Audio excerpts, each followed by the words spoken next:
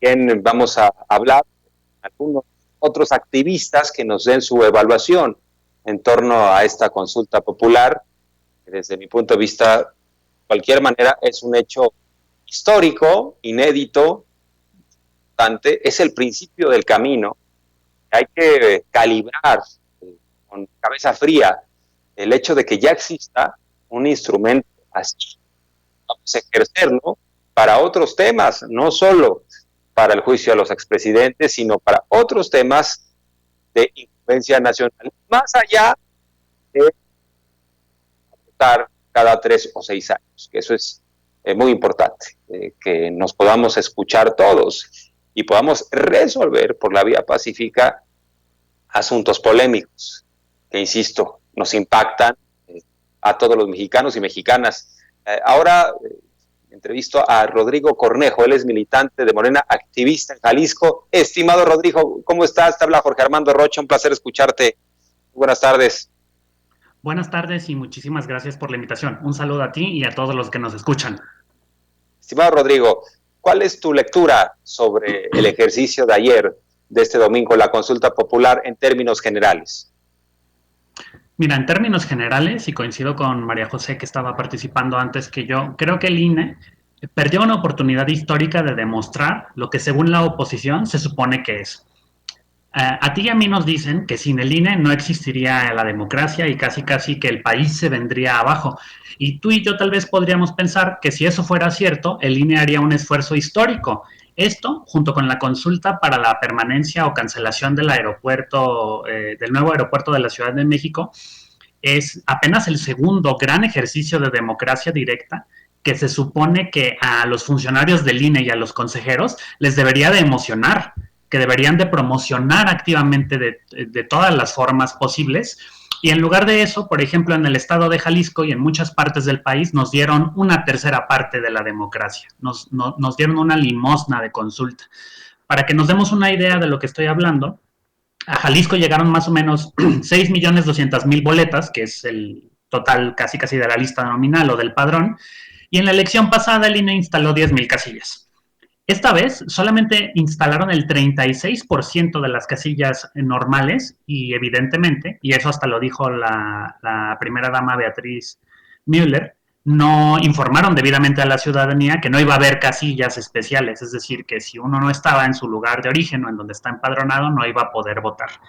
Así que esa es la primera gran lección que hemos aprendido. Quienes se supone que son los garantes de la participación, porque el INE no debería tener preferencias partidistas o una opinión acerca de la consulta, fallaron rotundamente. Y no solamente eso, sino que instalaron solamente una tercera parte de las casillas que debieran de instalarse en una elección. Y luego dicen que fallamos en la participación, pues así está difícil participar, ¿no, mi estimado Jorge? Entonces, ¿estos 7 millones de votos son a pesar del INE? A mí me parece que sí, porque, mira, tenemos consejeros como Lorenzo Córdoba, que incluso, y me parece que también Ciro Murayama, han editado libros que dicen la democracia no se construyó en un día, defendamos la democracia y muchos otros títulos que pensarían que nos harían pensar que ellos iban a ser los abogados más aguerridos de la consulta, porque la democracia directa, vale la pena mencionarlo, es complementaria a las elecciones y es complementaria a la democracia participativa. No es una cosa o la otra, como los neoliberales quieren hacerlo parecer. Y a pesar de que el INE hizo un esfuerzo de este pequeño tamaño para publicitarla, muchísimas personas salieron a votar, ¿no? En Jalisco, evidentemente, también porque no es del interés de ninguno de los órganos en el estado de Jalisco publicitarla, la participación estuvo por debajo de la media nacional, más o menos como 250,000 personas en todo el estado se expresaron a favor del sí. Como el 97% lo hicieron, solo una pequeña minoría estuvo en contra, pero imagínate que el INE te bombardea con spots durante la elección casi todos los días y en la consulta, en el mismo informe que ellos hacen llegar a la ciudadanía, dicen que solamente llegaron a 100,000 personas en Facebook, en todo el país. Hazme el favor con las pautas publicitarias que tuvieron y que instalaron algunos vehículos que perifoneaban para promocionar la consulta. Y yo quisiera preguntarle a la gente si perifonear la consulta a la orilla de una barranca o en un baldío es una buena manera de hacerlo, porque en Jalisco así sucedió y hubo una publicación en redes sociales que dio cuenta de un vehículo que estaba en una esquina donde no había nadie perifoneando la consulta. Así que fue a pesar del INE, mi estimado Jorge. Así de plano y así de claro. Rodrigo Cornejo, ¿qué opinas y sobre todo qué papel eh, viste, qué papel escuchaste, cómo se ejerció por parte de los medios de comunicación tradicionales en Jalisco esta información respecto a la consulta? Porque una cosa es lo que el INE le toca hacer por ley y otra es lo que se comenta en los medios tradicionales, en los más, digamos, no diría que sean los más escuchados, pero siguen teniendo una penetración importante, la radio y la televisión. A ver, platícanos, ¿cómo se dio este proceso en los medios? ¿Estuvieron activos los periodistas, comunicadores en Jalisco alentando la participación ciudadana? De hecho, hubo periodistas y comunicadores afines al gobierno de Enrique Alfaro, como Enrique Toussaint, que desincentivaron la participación a la consulta. Atacaron la pregunta como si el presidente la hubiera redactado, a pesar de que viene de la Suprema Corte. Atacaron la validez de la consulta.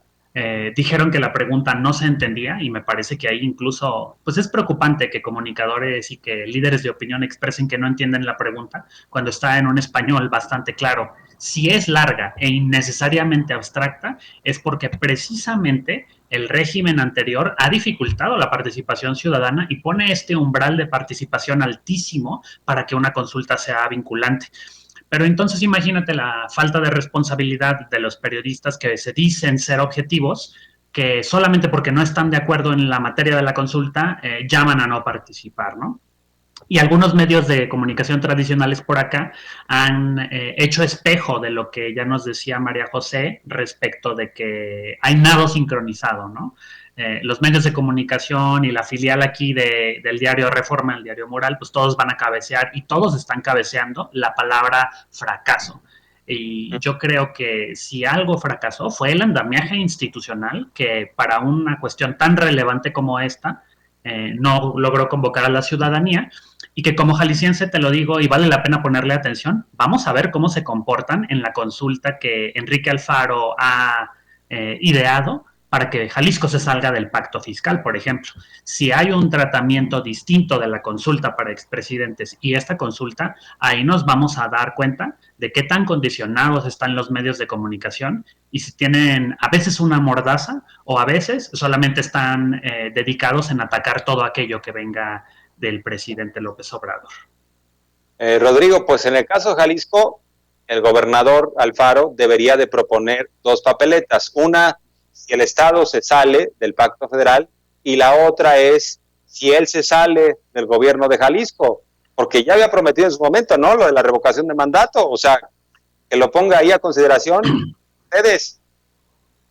Claro, a mí me parece que si el gobernador Alfaro rompe la promesa de someterse a la revocación de mandato y el presidente Obrador, y lo va a hacer, se somete a la revocación de mandato, ahí nos vamos a dar cuenta que todos los columnistas y los medios de comunicación que el gobernador Alfaro se ha esforzado tanto por maicear y por pagarles, realmente vamos a ver si se atreven a nombrar lo que es, ¿no? Imagínate que tú como gobernante dices, me voy a someter a la voluntad popular de revocación de mandato y luego rompes esa promesa, entonces, ¿quién es el dictador y el autoritario ahora, no? Hay que ponerle mucho ojo a si esa revocación se hace y si el sueño de opio de Enrique Alfaro y de sus amigos de convertir a Guadalajara en la Barcelona de México y tratar de ser este estado separatista se hace realidad, porque yo creo que si esa consulta realmente se lleva a cabo, la del Pacto Federal, puede que se lleve la gente una gran sorpresa, porque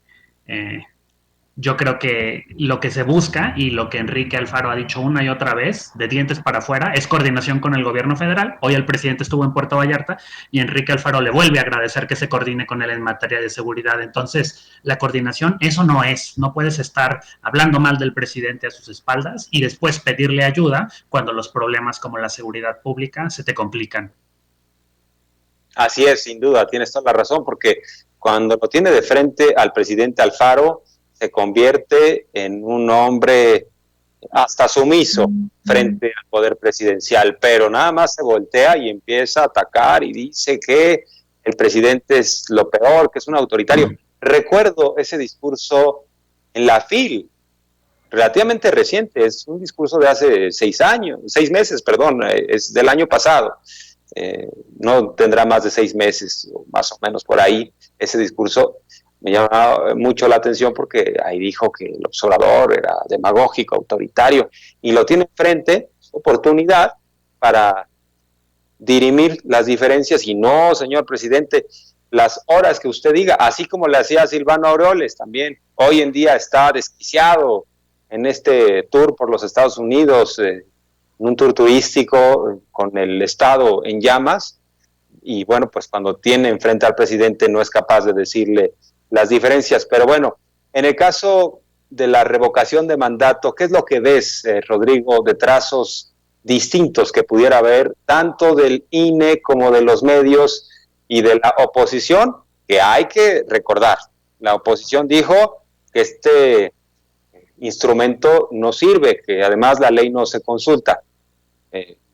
Ahora nos preguntamos si van a mantener sus dichos en torno a la revocación de mandato, porque si llevamos su argumento a el terreno de la revocación de mandato, pues podría uno señalar que López Obrador fue elegido por 6 años y eso no se consulta.